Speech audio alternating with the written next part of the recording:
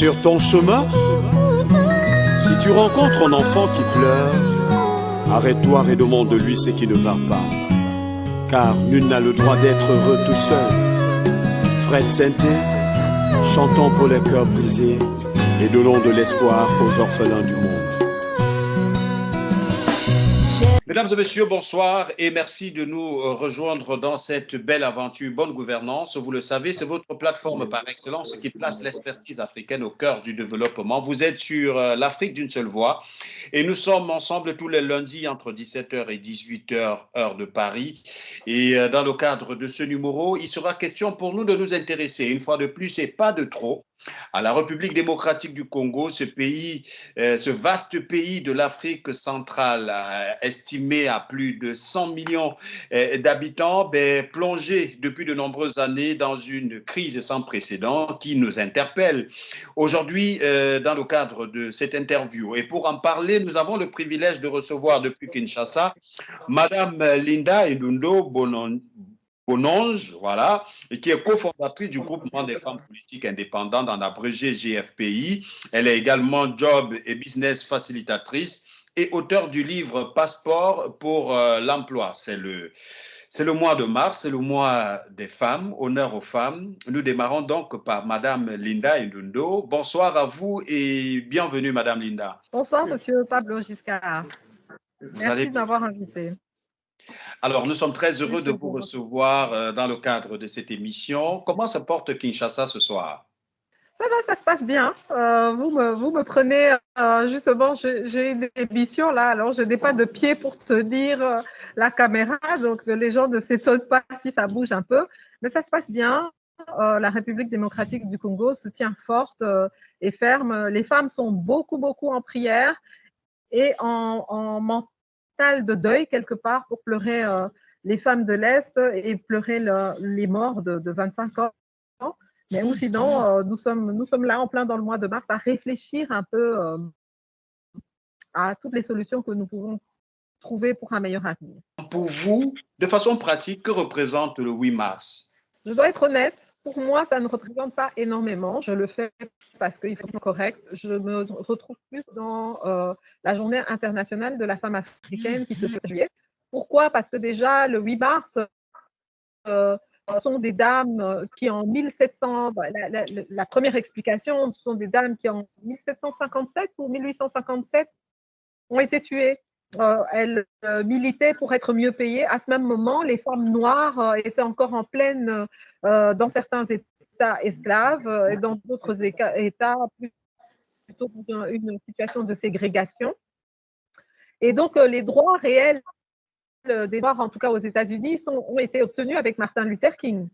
Alors, les suffragettes, c'est vrai qu'il y avait des suffragettes noires, mais les droits n'ont pas été étalés à toutes les femmes noires. C'est vrai que les hommes noirs pouvaient voter avant, mais il y avait toute une série de conditions qui ne leur permettaient pas. En tout cas, bon, on a avancé dans les droits de la femme, mais ce sont plus des velléités, des droits qui concernent plus les peuples occidentaux, les peuples blancs que les peuples noirs. Donc, oui, certes, à un moment, on a tous adhéré à, notamment en 2010, je pense, à l'ONU. Il y a une résolution, je ne sais plus si c'est 1227, et qui donne une certaine protection aux femmes. Mais dans les faits, dans l'historique des faits, la femme est quand même assez mise à chaque fois de côté dans ces droits de la femme du 8 mars. Donc voilà pourquoi moi j'adhère plus à la GIFA qui représente plus la femme noire, la femme bantoue, la femme afro-caribéenne des Pacifiques. Voilà. Merci infiniment à vous d'être là, Madame Linda. Nous avons notre deuxième invité qui nous reçoit depuis l'Australie, qui est un fils du Congo, lui également, journaliste, Monsieur Tony Eric Mbwemba. Bonsoir à vous et merci d'avoir accepté notre invitation. Bonsoir Pablo, bonsoir Linda. Alors, des millions de kilomètres vous séparent de votre Congo natal. Quelle lecture faites-vous de la situation actuelle du pays? Mais ça fait quelques décennies hein, que la République démocratique du Congo traverse une situation catastrophique sur le plan sécuritaire. Hein. Dans sa partie septentrionale, c'est une partie que je connais, même si je vis à des milliers de kilomètres, mais il faut avouer que depuis 2012, j'ai renoué pratiquement chaque année, à part la parenthèse Covid qui a commencé en 2020 jusqu'à aujourd'hui. Ça fait pratiquement 3 ans maintenant du fait de Covid, puisque j'étais au Congo avant la pandémie. Et je circule pratiquement en RDC depuis 2012 chaque année. Mais il faut considérer que, à part la situation qui prévaut à l'est, la République démocratique du Congo, c'est 2 345 000 km², 26 provinces, environ 100 millions d'habitants. Il y a d'autres parties hein, du pays qui ne sont pas en proie à des groupes armés et à l'agression rwandaise qu'on dénonce actuellement. Donc, c'est une situation d'ambivalence. Donc, nous souhaitons que la situation qui prévoit à l'est cesse. Voilà ce que je peux dire pour le moment. Voilà, merci à vous, Monsieur Éric Bemba, d'être avec nous dans le cadre de cette émission Bonne Gouvernance. Je voudrais commencer avec vous, Madame Linda Inundo. Il y a quelques jours, un autre carnage a eu lieu dans cette partie du Congo. Quel est votre commentaire déjà sur la réaction de la communauté internationale face à cet énième drame? Moi, je me méfie de l'action humanitaire et des aides humanitaires. On a vu ce que ça a donné en 1994, où soi-disant pour des raisons humanitaires, on avait l'opération turquoise avec la communauté internationale qui était venue soi-disant pour aider les victimes du génocide. On ne savait pas trop ce qui était en train de se passer. Chacun des pays avait refusé d'ouvrir ses frontières. On a demandé aux Zaïre d'ouvrir les frontières. Nous avons ouvert les frontières parce que nous pensions que c'est une situation dramatique. Nous sommes un pays qui avons eu l'habitude de recevoir tous les migrants de ces pays où ils ont l'habitude de faire des génocides, le Burundi, le Rwanda, et nous avons aussi eu des Ougandais quand ils ont eu des problèmes avec Idi Amin et tout ça. Donc, nous avons reçu des gens. Donc là, nous avons ouvert nos frontières et soi-disant, c'était un couloir humanitaire. Et à partir du moment où les populations du Nord qui se sont organisées pour pouvoir aider ces communautés qui avaient fui dans la peur d'être tuées, de rentrer, ces mêmes communautés internationales qui nous ont demandé de laisser les camps humanitaires. Mais ils ont laissé Kagame bombarder ces camps et ces gens ont fui jusqu'à ma région natale, qui est la région de l'Équateur, à Mbandaka, où on a vu des carnages et des corps de Hutus qui se sont fait poursuivre à l'intérieur des frontières à des milliers de kilomètres, hein, près de Kinshasa, là. Hein, donc, ils ont traversé à pied. Donc, bon, je trouve ça un peu bizarre, cette manie de vouloir absolument aider les gens à faire des camps humanitaires qu'on ne va pas protéger. On les fait vivre dans des conditions impossibles. Les déplacés de guerre, les réfugiés politiques qui arrivent en Europe ne sont pas gardés dans des conditions impossibles. Et les populations d'Europe n'acceptent pas que des populations soient gardées dans des camps, dans des situations impossibles. Donc, je ne comprends pas cette habitude de vouloir absolument, parce que vous êtes au Congo, vous devez être dans des camps, dans des situations d'insalubrité, vous n'êtes pas suivi, on va vous donner des temps pour que vous restiez. Ce que je ne fais pas confiance donc, à ce couloir humanitaire, parce qu'en plus, on sait qu'on est face à un sanguinaire qui est le président Kagame, et des gens qui tuent justement, le M23. Donc, on pérennise cette situation où on va encore nous mettre sur un fait accompli, comme quand Kagame l'a fait. On va bombarder ces gens, on va les maltraiter, on ne va pas leur donner une sécurité dans leur camp, au lieu de les aider à retourner dans leur village. Ils connaissent quel est leur village, okay? Ils savent comment y arriver, ils ont juste besoin que le tracé jusqu'à leur village soit sécurisé. Ça, c'est l'action humanitaire. Aider des personnes à recouvrir. Il n'y a pas de tremblement de terre, il n'y a pas un volcan qui est en train, ou que du contraire, maintenant le volcan près de Goma est en train de se réveiller, donc on risque d'avoir une catastrophe naturelle en plus d'une catastrophe humanitaire du fait de la mégestion par la MONUSCO et par ces entités qui se disent humanistes ou humanitaires. Moi, je ne fais pas trop confiance. Donc, je ne vais pas les applaudir parce qu'on a vu ce que ça a donné pendant 25 ans. On a même vu des agents de la MONUSCO tirer sur des Congolais. Tirer sur des Congolais. Donc, à un certain moment, on connaît la comédie. Donc, on les regarde, on fait du politiquement correct. On veut bien se croire que c'est une institution qui s'assume. Mais en tout cas, au bout de 25 ans, je trouve que c'est le même cinéma, la même chanson, et ça doit cesser. On doit accompagner ces populations. La vraie action humanitaire, c'est de ramener ces populations qui connaissent leur village en sécurité dans leur village. Le vrai humanitaire, c'est de retirer le tueur, c'est de retirer les prédateurs sexuels de cette région-là. Et je pense que la MONUSCO, avec le budget qu'elle a, est capable de faire ça. Je pense que la communauté internationale, la communauté européenne est capable de faire cela. C'est juste une question de non-volonté. Voilà.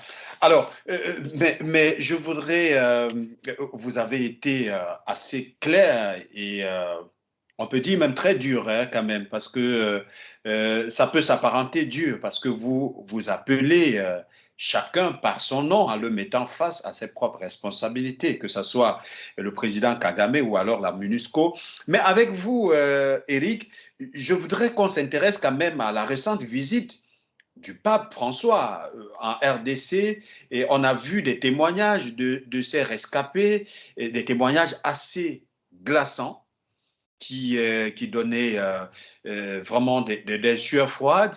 Et au sorti de là, le pape a lancé un message qui s'est apparenté pour certains comme une pierre jetée dans la mare en disant « Arrêtez d'exploiter le Congo ».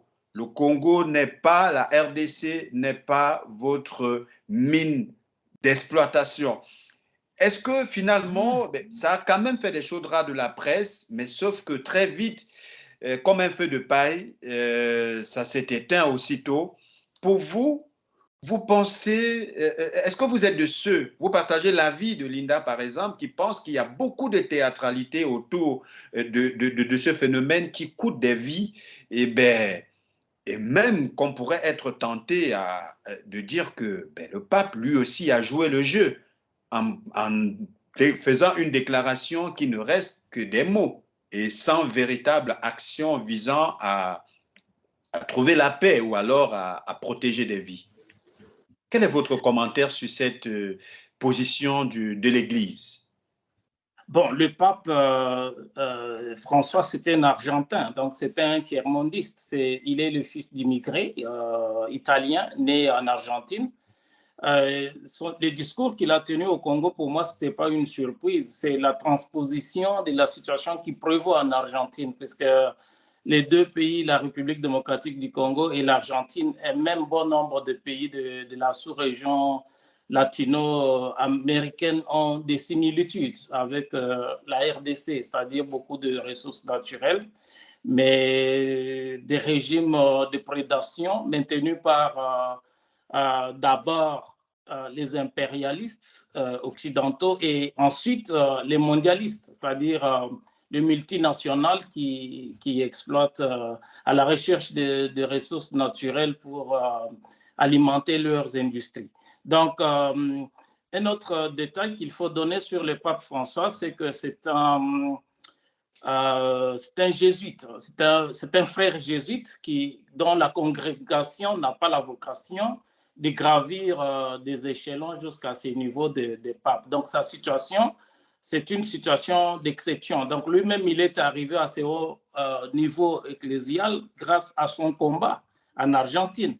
Et il a mené ce combat quand il était très fort, quand il était jeune, et il n'a pas été entendu. Donc, si vous enlevez le fait que dans son discours, il parle de la République démocratique du Congo, en réalité, il parle de la situation qui prévaut en Argentine aujourd'hui. Nous avons des groupes armés au Congo, mais avec la précarité extrême dont Linda parlait tout à l'heure, des gens qui fuient leur village, leur domicile, etc., qui errent dans des camps qui sont des réfugiés sur leur propre territoire et dans le pays voisin. Et c'est pratiquement la situation qui prévaut dans la plupart des coins d'Argentine avec des quartiers précaires qu'on appelle des favelas, comme c'est le cas dans la sous-région. C'est une sous-région que personnellement je connais.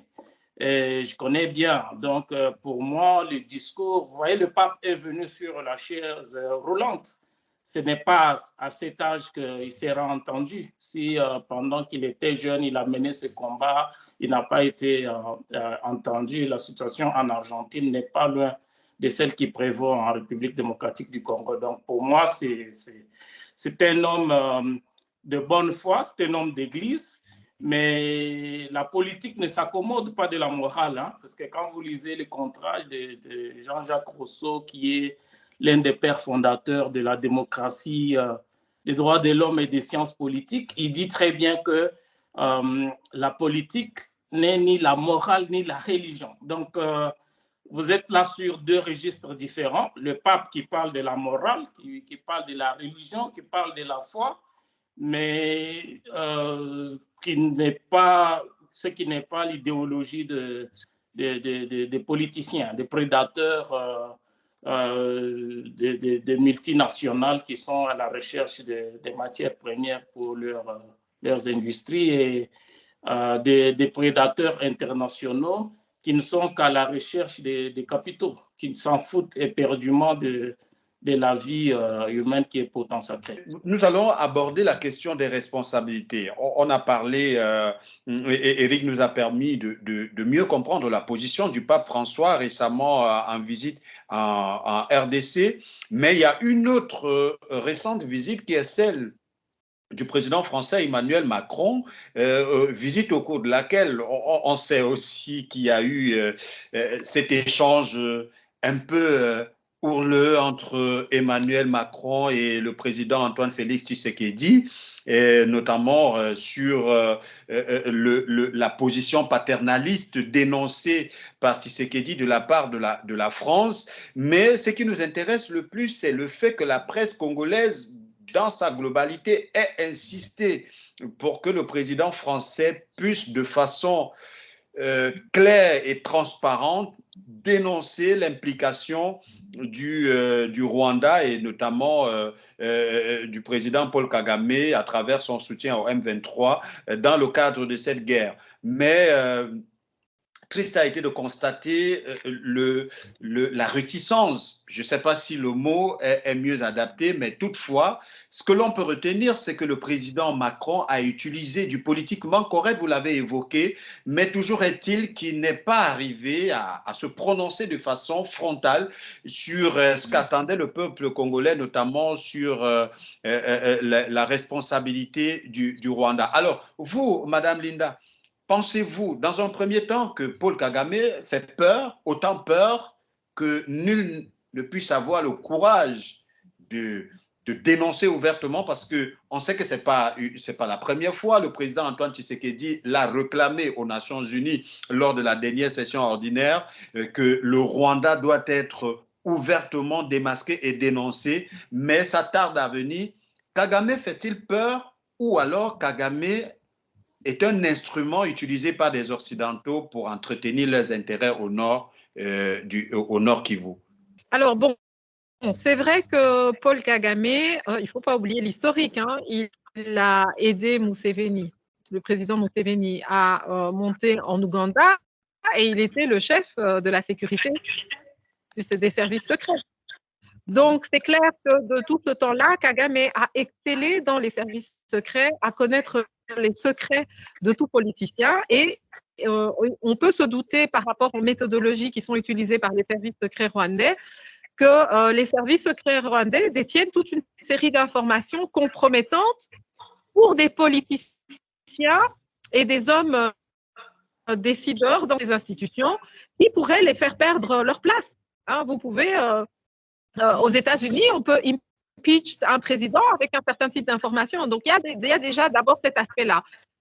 C'est un État qui est habitué à faire du chantage, et nous l'avons vu pendant 25 ans. Ça fait 25 ans qu'ils font un chantage sur base du génocide Tutsi du Rwanda, sans tenir compte du génocide Tutsi du Burundi qui a eu lieu un an avant, en 1993. Donc, ils ne veulent même pas qu'on reconnaisse le génocide Tutsi du Burundi.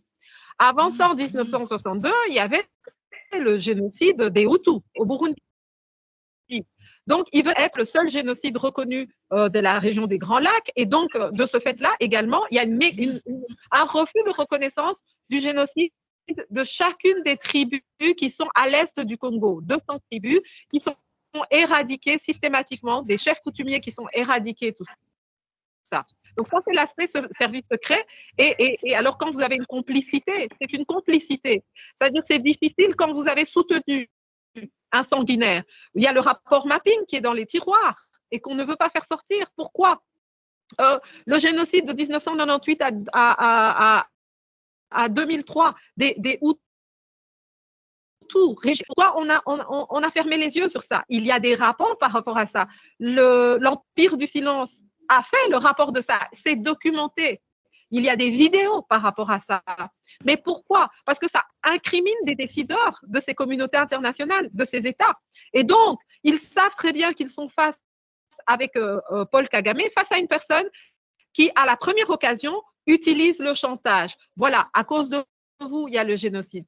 Un peu comme à l'époque, quand le président Mobutu disait il y a le contentieux zaïrois. Alors tout le monde commençait à... Donc il a sûrement dans ses tiroirs une série de secrets qui concernent la France. Le troisième point qu'il ne faut pas oublier, c'est que l'armée rwandaise est une des premières armées utilisées par les Nations Unies. Les Nations Unies ont utilisé l'armée rwandaise en Centrafrique, au Soudan.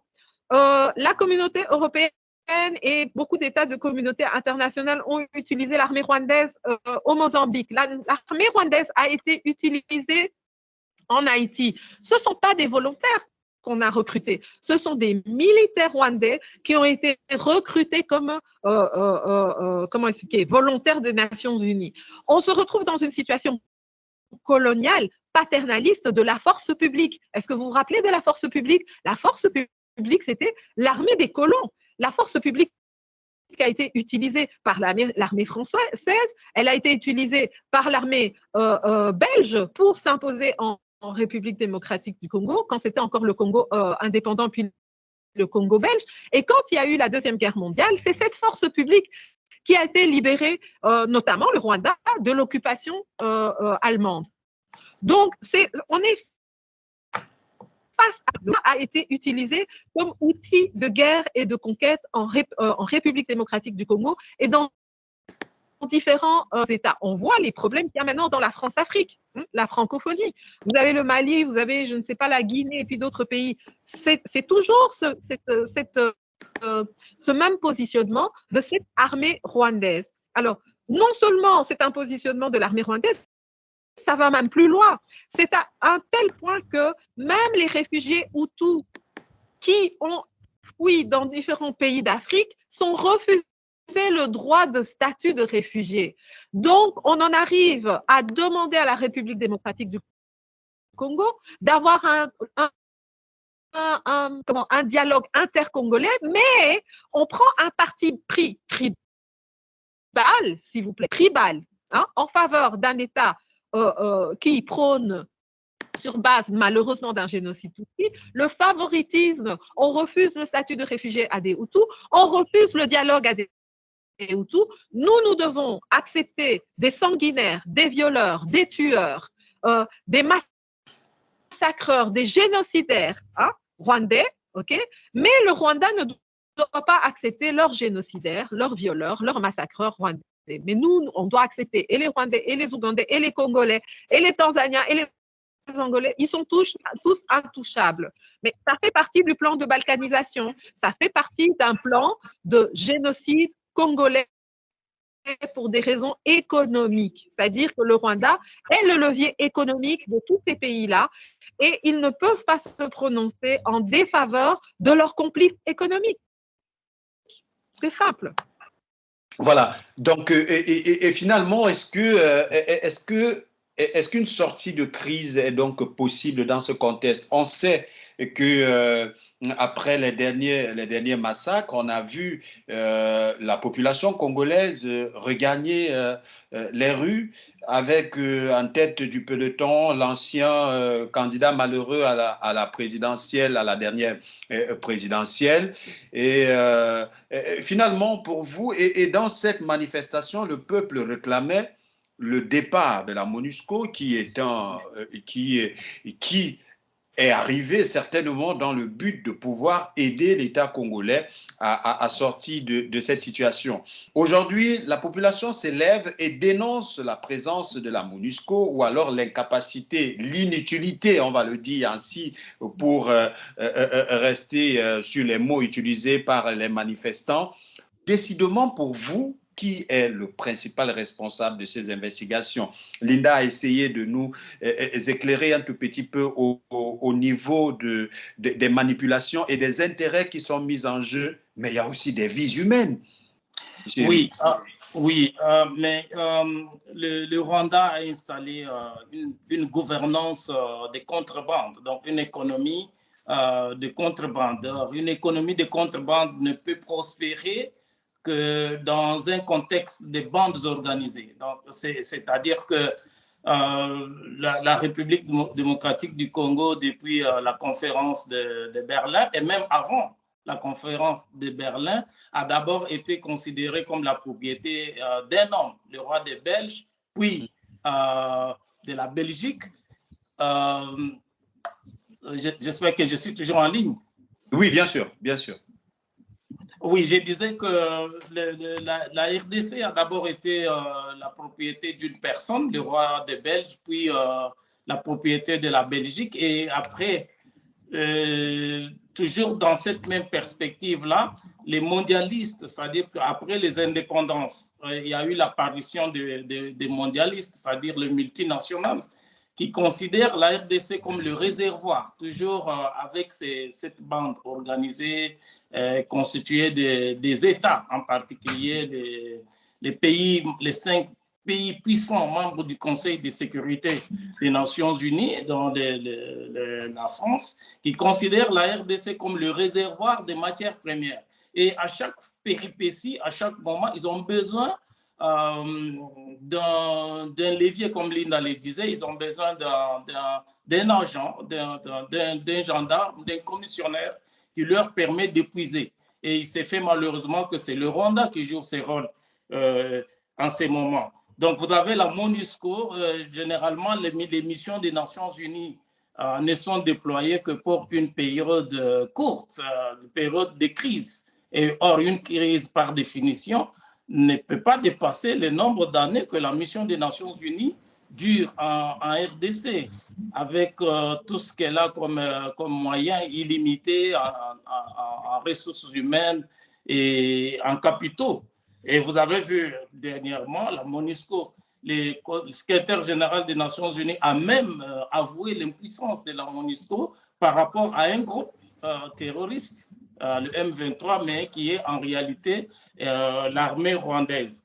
Donc, la situation, s'il faut parler des responsabilités, comme Linda a dit, c'est tout simplement les pays puissants, membres de la communauté internationale, puisque vous voyez même en ce qui concerne l'exigence de la démocratie, le régime de Paul Kagame est un régime d'exclusion. Vous avez 2 grandes ethnies au Rwanda, les Tutsis et les Hutus. Il s'est fait que depuis l'avènement de Paul Kagame jusqu'à aujourd'hui, les Hutus sont exclus de la gouvernance et de tous les leviers du pouvoir, mais personne n'en parle. Les exigences qui sont faites, par exemple, pour la démocratie, les libertés individuelles et collectives, l'alternance au pouvoir. Dans d'autres pays, comme en RDC, on assiste à des ballets diplomatiques avec ce que cela peut comporter dans le contexte actuel comme instabilité. On exige les élections, mais les mêmes exigences ne sont pas faites au Rwanda. Paul Kagame est au pouvoir depuis plus de 20 ans aujourd'hui. Personne ne parle des élections au Rwanda. Donc, tout simplement, la responsabilité incombe à la communauté internationale, en particulier aux pays membres du Conseil de sécurité des Nations Unies. Mais pour répondre à votre question sur les manifestants, oui, depuis plusieurs années, depuis 3 décennies, aujourd'hui, la population congolaise réclame le départ de la MONUSCO et des différentes forces qui se baladent dans la sous-région. Il y a les différentes résolutions, les différents ballets diplomatiques, les différents appels au cessez-le-feu, mais qui ne sont qu'un canular. Si le Conseil de sécurité veut mettre fin à cette guerre, il va le faire. Vous avez vu, il y a même une mission qui séjourne encore au pays, je ne sais pas si elle est toujours là, qui a dit clairement que le devoir de sécuriser la population congolaise incombe à l'armée congolaise. Et pourtant, cette armée, au vu de tout ce qu'il y a eu comme négociations, accords, puisque chaque fois qu'il y a des groupes armés, ça se termine par ce qu'ils appellent le processus politique, qui finissent par des négociations, et on déverse toutes ces personnes, ces terroristes dans les forces de défense et de sécurité. Ce qui ne peut pas se faire dans les pays membres du Conseil de sécurité. Je ne vois pas aujourd'hui la France ou les États-Unis s'asseoir avec les terroristes en train de discuter, mais on exige à la RDC de discuter avec les rebelles, avec comme pour corollaire de les déverser dans les forces de défense et de sécurité. Et cela ne permet pas à une armée infiltrée, des services de sécurité infiltrés, de faire face à des assauts de groupes armés. À vous, mesdames et messieurs, si vous venez tout simplement de vous joindre à nous, sachez que vous écoutez Bonne Gouvernance de ce jour. Et c'est la plateforme par excellence qui place l'expertise africaine au cœur du développement sur l'Afrique d'une seule voix, tous les lundis entre 17h et 18h, heure de Paris. Et ce soir, nous parlons une fois de plus de la République démocratique du Congo et surtout de la situation de crise qui persiste dans cette partie du continent africain. Nous avons le privilège de recevoir ce soir Madame Linda Indundo Bononge, qui est cofondatrice du groupement des femmes politiques indépendantes du Congo. Elle est également job et business facilitatrice et auteure du livre Passeport de l'emploi. Nous avons également en direct d'Australie Monsieur Tony Eric Mbemba, qui est journaliste international, journaliste d'investigation. Alors, je veux être clair avec vous, Madame Linda.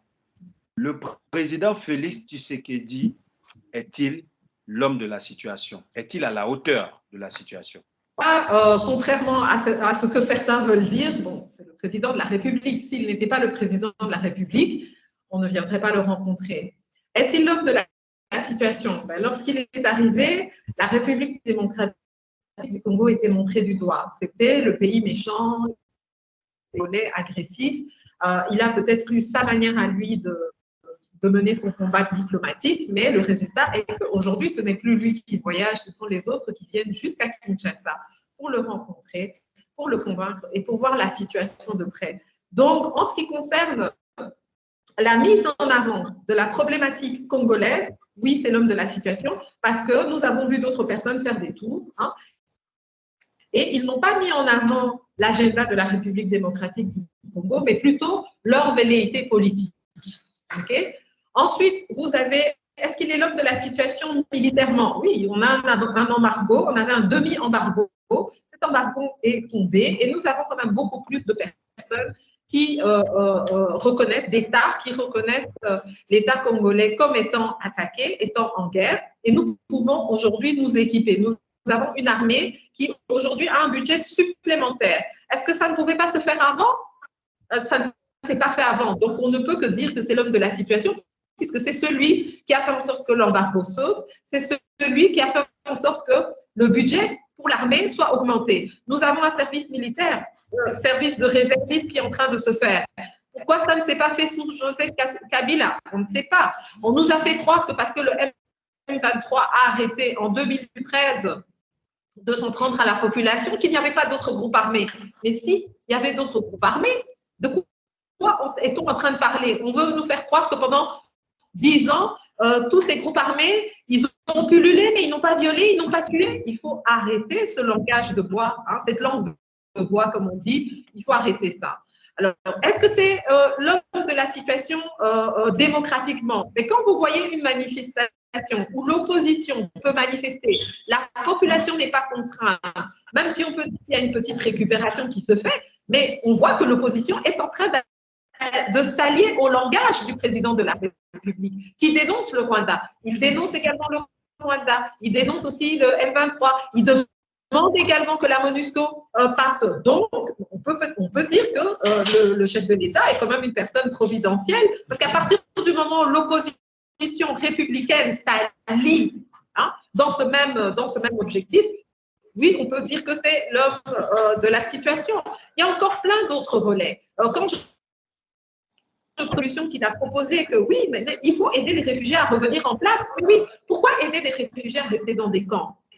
Et ça, c'est une solution à laquelle moi, je n'avais pas pensé, les femmes du Congo n'avaient pas pensé, d'autres personnes n'avaient pas pensé. Il se fait qu'il y a pensé, qu'il l'a proposé, lui avec son équipe sûrement, et que je pense que c'est une bonne solution, plutôt que de pérenniser des camps humanitaires, de pouvoir être humanitaire assez que pour pérenniser leur village d'origine, veiller à ce que les chefs coutumiers ne soient pas tués les uns après les autres. Lorsqu'il est en train de parler on doit penser au retour des réfugiés rwandais chez eux, il faut cesser de parler des réfugiés congolais qui sont à l'étranger, parlons des réfugiés rwandais qui sont ici. Hein? On nous parle de soi-disant les FDLR, mais ils sont des réfugiés, ils ne sont pas dans leur pays. Okay? Donc, nous, on veut gérer les problématiques de nos rébellions. On ne veut pas être un territoire qui va servir au combat des étrangers chez nous. Nous devons pouvoir pousser le Rwanda à pouvoir accepter ces réfugiés politiques, ces réfugiés rwandais, Hutus, Tutsis, soit, parce qu'il y a trois, il y a aussi des minorités au Rwanda. Il y a à peu près 4 minorités au Rwanda dont on ne parle pas, on ne sait pas ce qui se passe. Il est temps d'obliger ce petit pays à apprendre à vivre. Nous vivons ensemble 475 tribus. Nous ne pouvons plus poser les problèmes de la MONUSCO qui a été incapable. C'est l'homme de la situation même pour l'ONU. Parce que si ça ne dépendait que de la population congolaise, il serait dehors. Donc, nous donnons, c'est-à-dire c'est l'homme de la situation au point de vue de la patience, même pour les pays qui sont limitrophes. Il y a des populations congolaises qui ne sont pas d'accord avec la présence de l'EAC ou de l'Angola ou de la MONUSCO. Mais il est là, il est l'homme providentiel pour mettre la paix et trouver des solutions communes. Donc, je pense que oui, si nous avions un chef de l'État sanguinaire comme Kagame, eh bien, le Rwanda serait déjà bombardé. Là aussi, c'est l'homme de providence, parce que si c'était un autre chef de l'État, on aurait déjà bombardé ce petit pays. Ouais. Alors dites-nous, Linda, on restait avec vous. Mais, vous qui faites le terrain, quel est le degré de relation aujourd'hui au-delà des combats au sommet de l'État, au niveau sociologique, quelles sont les relations entre Congolais et Rwandais? La relation entre Congolais et Rwandais est telle qu'aujourd'hui, les Rwandais sont venus avec la philosophie du faciès. Ils ont commencé sur les réseaux sociaux avec nos jeunes, nos gangsters qu'on appelle Kuluna ici dans les quartiers. Ils ont commencé à faire croire qu'est liée au faciès une tribu. Alors, vous voyez, moi, je suis congolaise, mais je ne suis pas Tutsi. Je suis congolaise, mais pour eux, j'ai un faciès Tutsi. Et comme je le dis, le Tutsi n'a pas le monopole de son faciès. Il y a des Somaliens, il y a des Congolais, il y a des Mauritaniens, il y a des Soudanais, il y a des Antillais. Il n'y a pas de monopole d'un faciès. Nous tous, Bantous, Congolais, Africains, nous nous mélangeons entre nous. Il n'y a pas un monopole de faciès aussi au Congo, et c'est ce qu'ils ont amené donc sur 25 ans ici, avec cet objectif de pouvoir dire qu'on veut absolument viser leur communauté sur base du faciès. Ils ont commencé à poster sur les réseaux sociaux des gens qui, soi-disant, sont assassinés pour raison de leur faciès. Et donc, ils ont commencé à éduquer la population congolaise à plutôt se percevoir par rapport au faciès et non par rapport à la généalogie. Nous, ici au Congo, il y a d'ailleurs un monsieur qui a fait sortir la loi de père et de mère. Nous, ici au Congo, on a eu l'habitude de situer les gens par rapport à qui est ton père, qui est ta mère, quel est ton village. Okay? On ne situe pas par rapport au faciès. Il y a des communautés métisses qui ont mon faciès, et le faciès soi-disant typique d'une tribu du Congo. Depuis 1482, on a des étrangers, des Portugais qui sont venus. On a été arabisés avant 1482. Donc, nous avons toutes ces typologies qu'ils disent, entre guillemets, soi-disant, c'est mélodique. Le Nil bleu, la source du Nil, c'est au Congo. Donc, nous sommes aussi des Nilotiques parce que Livingstone est venu chercher la source du Nil. Nous sommes des populations qui avons longé l'Égypte, qui ne sont pas originaires du Congo. Nous sommes arrivés à peu près il y a 1150 ans. Nous venons de l'Égypte. Les vrais originaires du Congo sont les Pygmées. Donc, forcément, nous sommes plus longs, nous sommes plus minces et nous pouvons avoir un nez plus fin, nous pouvons avoir un teint plus foncé, plus clair, plus ceci, plus cela.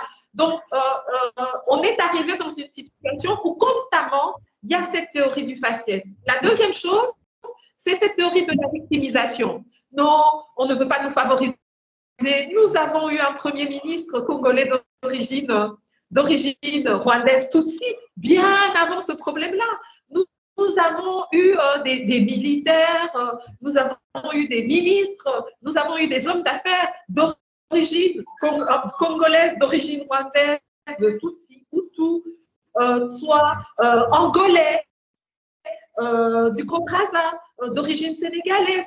On a ce mélange-là, on a 9 frontières. C'est impossible de ne pas être un peuple métissé avec 9 frontières, avec 475 tribus, avec des Arabes, des Libanais, qui viennent sur ce territoire depuis 1200. Donc, alors il y a cette victimisation que nous n'avons pas la possibilité, alors que le gouvernement était toujours composé au moins de 3 ou 4 personnes d'origine rwandaise, si pas Tutsi ou tous, si pas les deux ensemble. Donc, on est vraiment étonné de ce langage-là, parce qu'en fait, la plupart des pays étrangers ne nous connaissent pas. Ils ne savent pas vraiment qui est le peuple congolais, à quoi il ressemble. Mais il vous suffit de voir les stars. Hein? Nous avons Barbara Kanam, nous avons Gims, nous avons toutes ces personnes qui semblent ne pas avoir un faciès typiquement congolais, qui sont des personnes variées. Youssoufa, nous avons des ministres, nous avons eu des gouverneurs de différentes minorités. Le problème, c'est qu'on ne peut pas toujours donner le pouvoir aux mêmes minorités. Nous sommes un pays de minorités, 475 tribus, nous avons une tribu au Bandundu, ils ne sont que 100 à parler leur langage, vous voyez. Et donc, cette communauté qui se disait rwandophone, là encore, la majorité des populations rwandophones ici au Congo sont en majorité Hutu, elles ne sont pas Tutsi. Donc, même quand les Rwandais disent « Oh, on s'en prend à nous, les rwandophones », et ça se voit où que vous êtes rwandophone, on va vous entendre parler le rwandais, le kinyarwandais, mais vous êtes en majorité Hutu à parler rwandais. Ce n'est pas une majorité Tutsi. Donc, vous savez, on utilise un langage ambigu, on utilise la méconnaissance des étrangers, de la culture africaine, de la culture congolaise et de la culture rwandaise, de ce qui différencie les deux. Et bon, après, ça cause des problèmes. Au Congo, c'est vraiment courant d'avoir une maman qui a eu 10 enfants, 14 enfants, et les enfants se marient avec des tribus différentes. Nous avons l'habitude que, par exemple, moi, j'ai épousé une personne qui est Luba. Mon enfant est Luba. Moi, je suis Mongo, je suis de l'Équateur. Donc, chez nous, vous pouvez une famille, et la maman est d'une tribu, le papa est d'une autre tribu, et les enfants ne sont pas de la même tribu, donc pas forcément de la tribu du papa, pas forcément de la tribu de la maman. Et donc, c'est comme on a tissé les communautés. C'est-à-dire que si moi, je me marie avec un homme Luba, j'ai un enfant Luba, donc je ne suis pas de la même tribu que mon enfant, mais ce n'est pas pour ça que je vais m'en prendre à mon enfant. Si je me divorce avec ce monsieur et je me marie avec un monsieur de la tribu swahiliphone, cet enfant va être par exemple un Chi. Donc j'aurai un enfant Luba, un enfant Chi, mais moi je reste Mongo. Si je veux me marier avec quelqu'un de la tribu Lunda, cet enfant, et je me sépare, cet enfant sera Lunda, moi je serai Mongo. Donc on sera une famille composée de tribus différentes, et donc il n'y a pas de division, il n'y a pas de montrer du doigt, il n'y a pas d'annihilation, parce que c'est comme ça. Mais par contre, nous avons connu cette situation, et nous la connaissons souvent, même ici, quand ils vivent, c'est souvent « Ah, toi, tu es quoi ?» Toi, par exemple, on va poser la question « Tu es congolaise ?» Je dis « Oui, je suis congolaise. »« Oui, mais tu es congolaise d'où ?»« Non, non, je suis congolaise. » Il n'y a pas question que je dise d'où. Pourquoi? Parce que c'est une personne qui était d'origine du Rwanda et qui cerner d'où je venais. Donc, on a ce problème-là qu'on veut apprendre. Donc, voilà, on doit gérer une situation où des gens sont en constante soif de vengeance entre eux et veulent nous apprendre ça. C'est-à-dire qu'ils prennent nos jeunes, ils prennent nos tribus qui se sont pérennisées pour leur apprendre ça. Mais le vivre ensemble, écoutez, on a un gouvernement avec le ministre de l'Infrastructure qui est d'origine rwandaise Tutsi, il n'y a pas de problème. On lui fait confiance pour nous construire nos routes. On a eu un ministre de décentralisation qui a décentralisé. On a 26 provinces aujourd'hui. Il n'y a pas de problème. Bien, il a pu faire son travail pendant un temps et avec les 145 territoires, on va continuer le travail. Donc, nous, on sait faire le travail ensemble et on voudrait que ces communautés qui viennent d'arriver et qui sont devenues peut-être congolaises dans l'entretemps pour d'autres, puissent faire le vivre ensemble. Maintenant, concernant les Congolais qui sont d'origine rwandaise et qui sont depuis longtemps, dont notamment les Banais, je ne sais pas si vous avez vu sur Twitter, beaucoup de ces gens de ces communautés qui ont fait des témoignages, qui ont filmé et qui ont dit qu'ils n'avaient pas de problème. Nous avons vraiment des problèmes plutôt avec les nouveaux arrivants qui viennent du Rwanda et qui veulent absolument faire cette dichotomie. Bien sûr, on aime notre diversité. Encore 5 petites minutes à passer ensemble avant la fin de cette émission. Nous allons donc les consacrer à l'analyse des futures élections avec vous, Monsieur Eric. S'il est vrai qu'au regard du décryptage de la situation que nous venons de faire, l'avenir du Congo et surtout du Nord Kivu se jouera aussi à travers l'élection présidentielle qui se pointe à l'horizon. Mais déjà, le camp du président Félix Tshisekedi évoque un éventuel report de ces élections, même si la situation est contestée par les religieux, quand on sait la forte implication que cette organisation a souvent et très souvent eue sur la vie politique congolaise. Pour vous, aujourd'hui, quel est déjà, dans un premier temps, votre commentaire sur l'éventuel report de cette élection et la raison évoquée, c'est notamment la crise persistante au nord du Kivu. Quel est votre commentaire là-dessus en tant que journaliste d'investigation d'origine congolaise?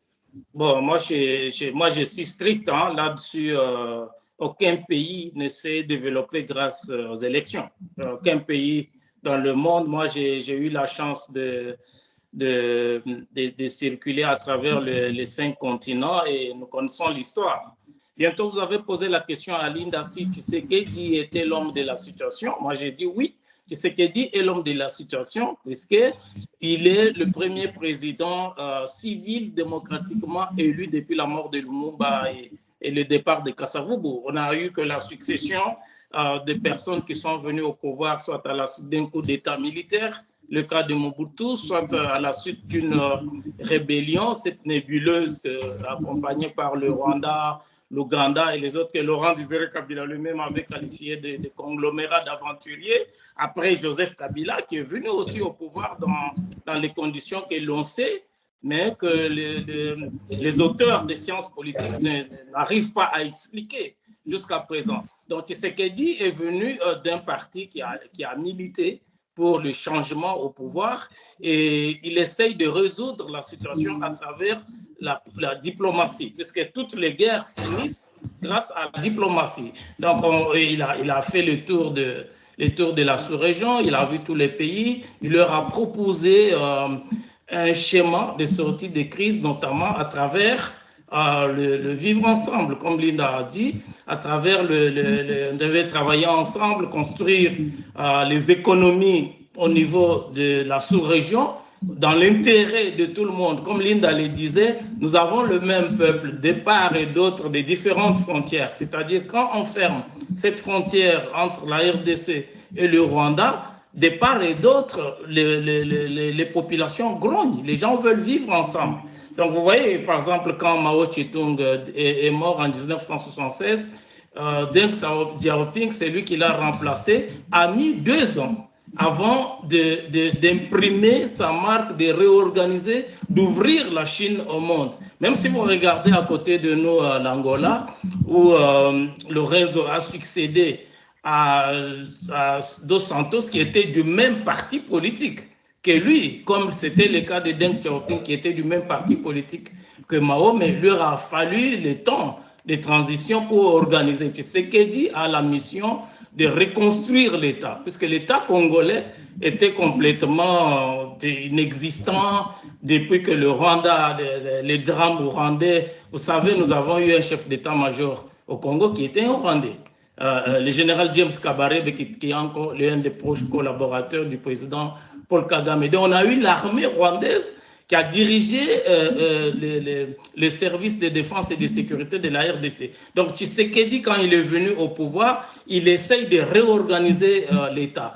Et comme Linda l'a dit, on voit aujourd'hui les langues qui commencent à se délier. Les différents, on a parlé du pape, on avait prévu de parler du président Macron dans cette émission, c'est-à-dire que cette guerre ne finira pas par les affrontements entre les armées. Cette guerre finira et le Rwanda, ce n'est pas le Rwanda qui gagnera cette guerre.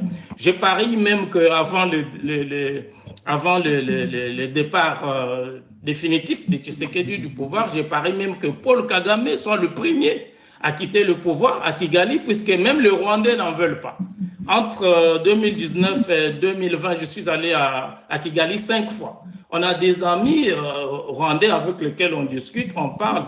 Même les Rwandais ne veulent pas de la situation qui prévaut actuellement. Les Rwandais veulent vivre au Congo, ils veulent travailler, faire des affaires au Congo, travailler au Congo.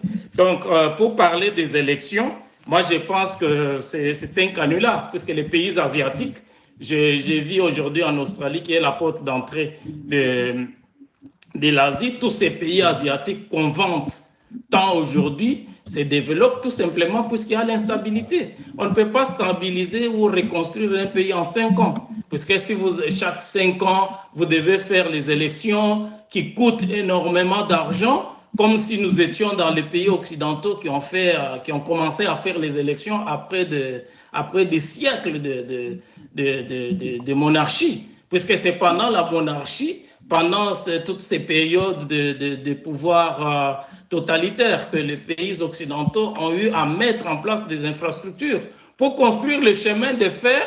Stanley avait dit le Congo ne vaut pas un penny sans le chemin de fer. On ne peut pas construire les chemins de fer que nous avons aujourd'hui au Congo, 1500 km, a été construit en 5 ans. Donc, pour construire les chemins de fer, construire les routes, remettre l'économie sur les rails dans un pays comme le Congo, il faut la stabilité.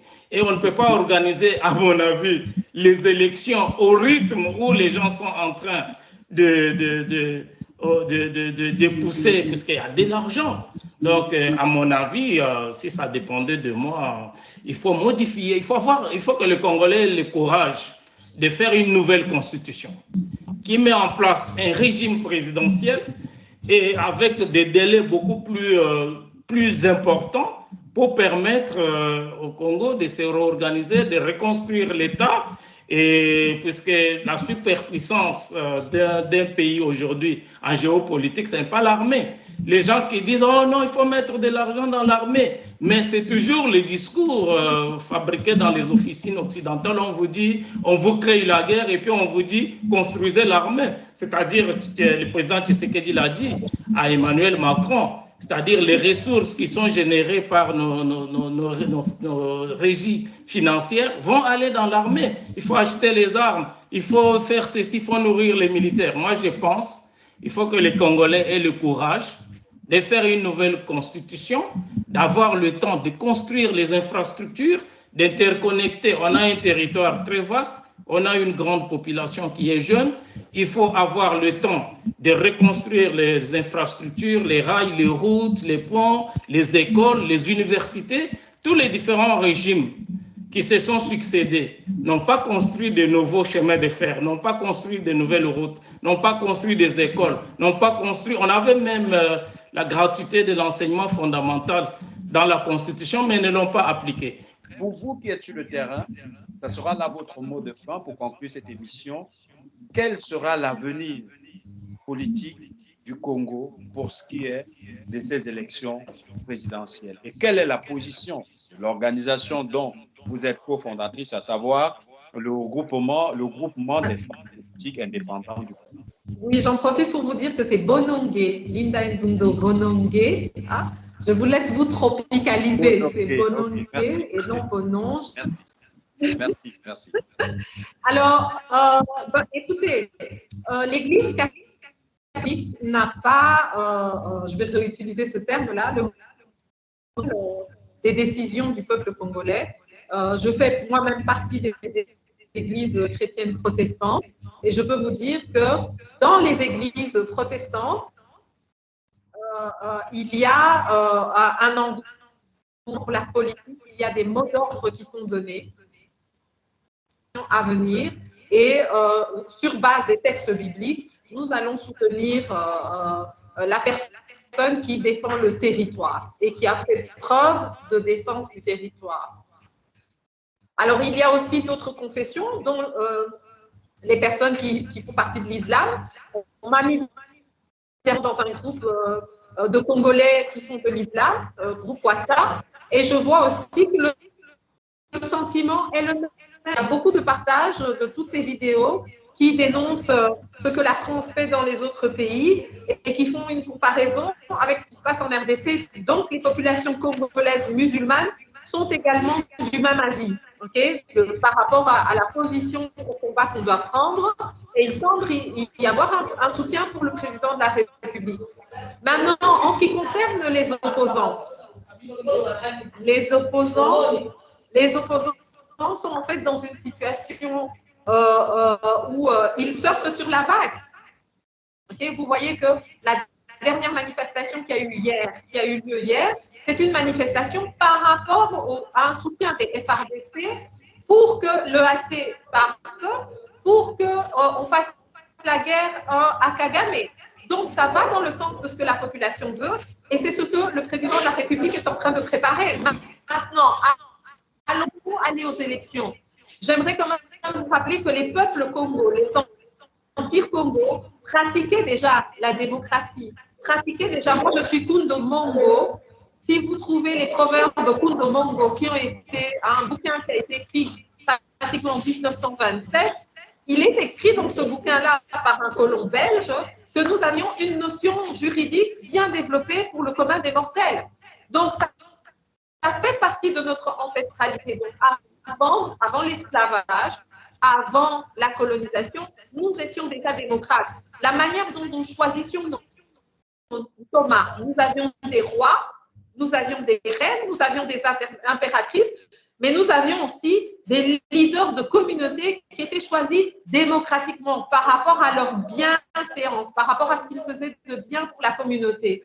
Donc, ce n'est pas quelque chose que l'Europe nous amène, que du contraire, comme on l'a rappelé, le processus royal que l'Occident a connu, et d'ailleurs, l'Occident s'est développé, la révolution industrielle, la Belgique s'est développée sous un roi et même étranger, un roi qui n'était pas spécialement démocratique, pas? Donc, il a permis le développement de l'industrie, de la métallurgie, de ceci, de cela. Il n'y avait pas la démocratie. Et s'il y avait une démocratie, c'était celle des plus riches. Les pauvres, on n'avait pas le droit de voter. Donc, nous sommes quand même bien en avance par rapport à cette nouvelle conception de la démocratie. Et nous comptons bien faire une démocratie à notre manière. Ce que nous avions commencé à faire en 1992, nous avions fait la conférence nationale. 12 ans de parler entre communautés politiques, religieuses, ethniques, tribales. Et ça a permis au Congo, au Zaïre, de prendre une décision par rapport aux élections à entamer, par rapport au Premier ministre. Et vu que nous étions en train de prendre en main notre pays, c'est à ce moment-là que la communauté internationale est allée chercher M. Kabila, est allée chercher Paul Kagame et le soutenir pour nous empêcher, après 12 ans de pourparlers entre nos 455 tribus ethniques, entre nos communautés musulmanes, chrétiennes, juives, communautés, toutes sortes de communautés, avec toutes ces apatrides et tout ça, nous avions trouvé une solution. Nous avions trouvé des solutions à nos constitutions, à nos gestions de problèmes, et c'est à ce moment-là qu'on nous a fait rentrer dans la nébuleuse de 1994 de nos voisins qui ne savent pas vivre ensemble, alors qu'ils ne sont que 3 tribus, soi-disant, ce 2 tribus. Donc, voilà, moi je crois en la démocratie, mais la démocratie à l'africaine, n'est-ce pas? Et je pense que oui, nous allons avancer vers une réflexion de nos constitutions, vers une réflexion de nos textes en fonction de nos réalités et non des réalités de la communauté internationale. Mesdames et messieurs, c'est maintenant terminé pour l'aventure de ce soir. Merci à vous de nous avoir prêté votre attention. Prenons rendez-vous lundi prochain lorsqu'il sera 17 h pour une autre aventure avec un autre invité ou des autres invités qui se démarquent. Ne l'oubliez jamais, nul n'a le droit d'être heureux tout seul. Bonsoir, Goma, c'est un RDC.